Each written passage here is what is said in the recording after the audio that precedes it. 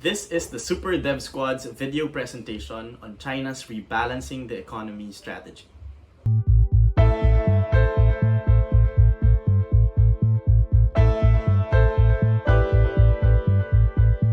As we all know, the COVID-19 pandemic has affected the entire world in a multitude of ways. One of the most significant impacts has been on the global economy.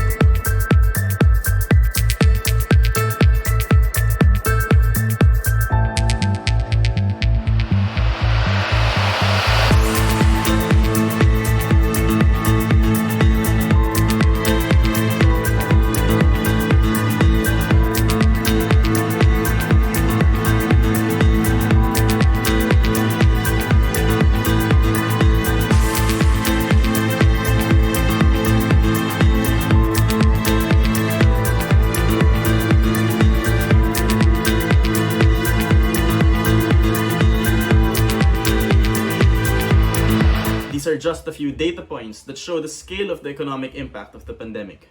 However, it's not just large organizations that are affected. Small and medium businesses and individuals around the globe are also struggling to make ends meet as a result of this pandemic.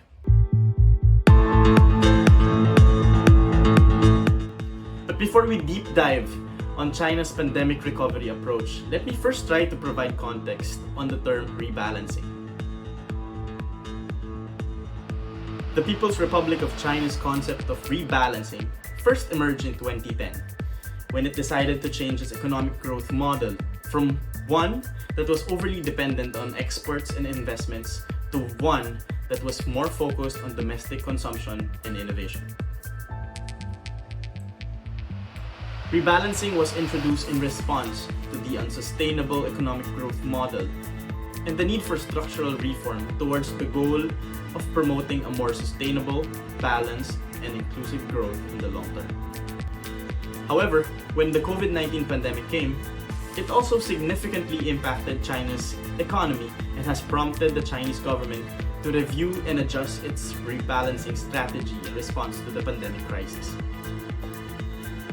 exacerbating and further exposing the imbalances in China's economic growth model, which the rebalancing the economy strategy intends to address in the first place. The pandemic has prompted shifts in China's overall strategy to rebalance the economy while simultaneously recovering from the pandemic.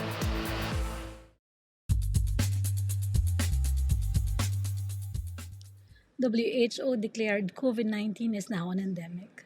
But how about the economic recovery? In 2021, China's real GDP growth forecasted to slow to 2%, picking up to 7.9%.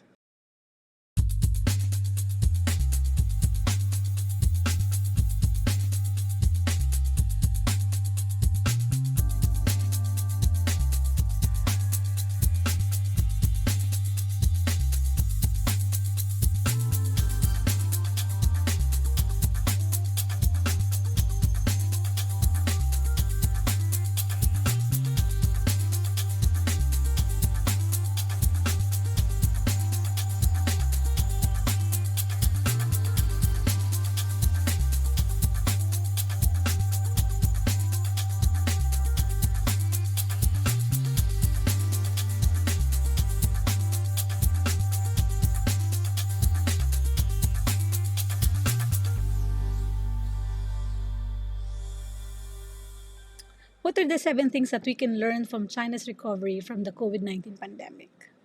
First, China's economy recovered quickly due to virus containment and policies. Second, China's economic recovery was uneven due to industrial production growth, public and real estate investment, and private consumption. Third, China's trade activity has been robust due to the demand for electronics and medical products, and its import performance has improved due to domestic demand and low energy prices.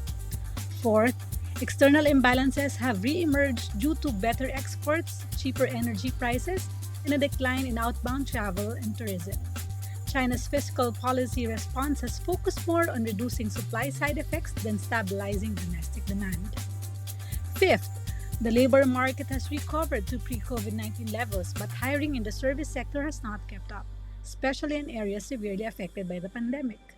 Sixth, rural households' disposable income increased quickly while urban households remained cautious, and rural expenditures growth returned to positive territory due to reduced pork prices and restrained consumption, which producers' prices have declined. Seventh, strengthen private consumption, normalizes policies, and achieve more equitable recovery.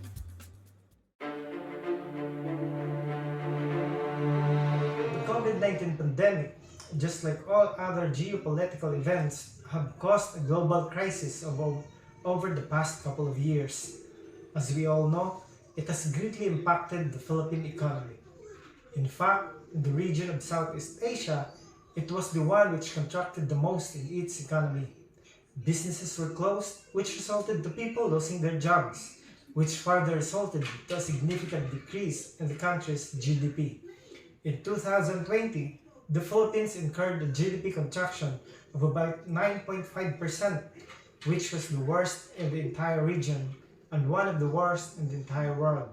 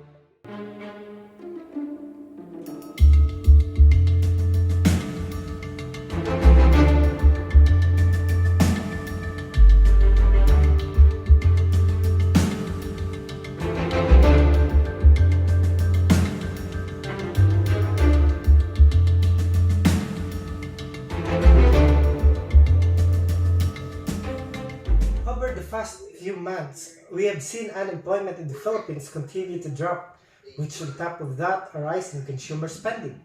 This was in part because of the private sector, but also because the government has continued to spend on its infrastructures, an economy which boosted job demand in the labor market. One cannot simply ignore this fact as it has been shown in several budgets across Rodrigo Duterte's tenure, the notion that government spending must increase.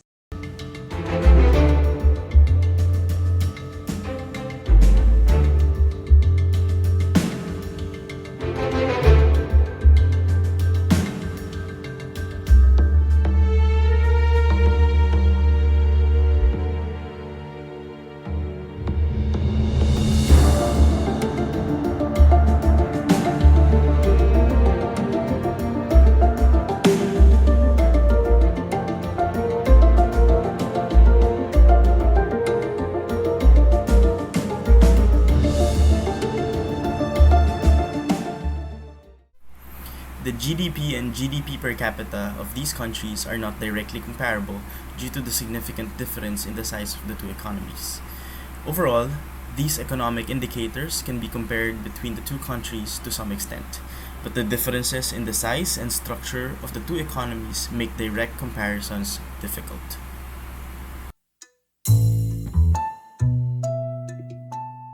The experience from the pandemic teaches us lessons of agility and resiliency to be able to sustain economic recovery, drive growth, alleviate poverty and inequality. The Philippines and the rest of the world learned that a single virus could devastate the entire world faster than any other political warfare. Vital to a successful economic recovery are key policies that have been laid out. First of it is the test, trace, treat system to contain the infection that is backed up also by databases and information technology that ensured collaboration and coordination between the government and the public sector. Second is the immunization rates.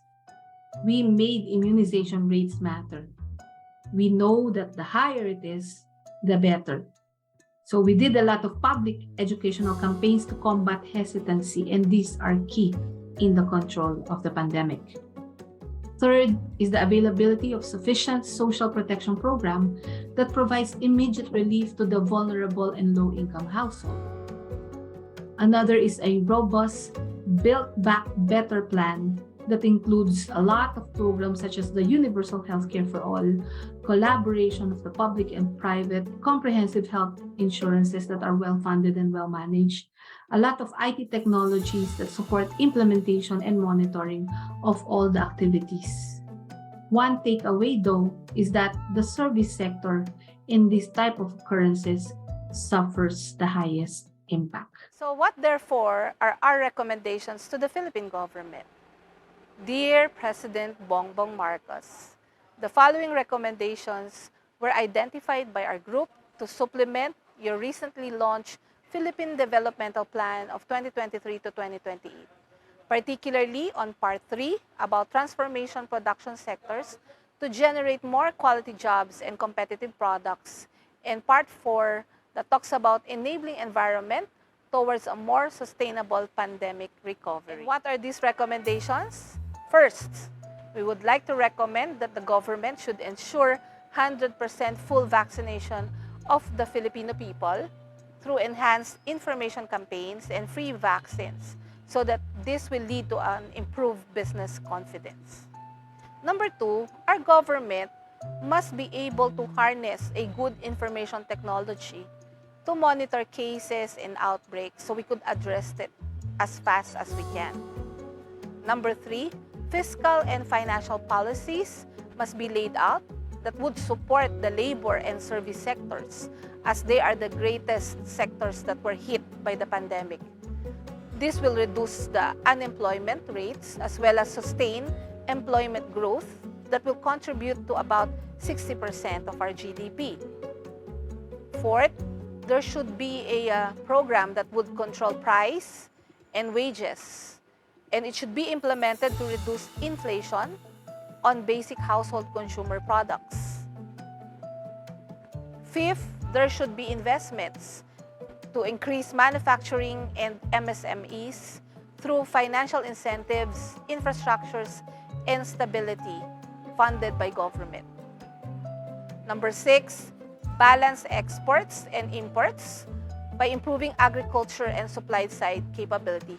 We've learned from China that they have a better growth and a better uptake from the pandemic because of their high export income, contrary to what we saw in the Philippine income after the pandemic.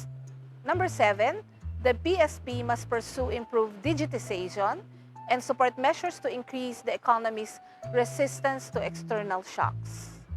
And lastly, would like to say that to harness across the country improvement, the Balik Probinsya program must be implemented to encourage people to support local businesses through decentralization, fair wealth distribution, and local tourism.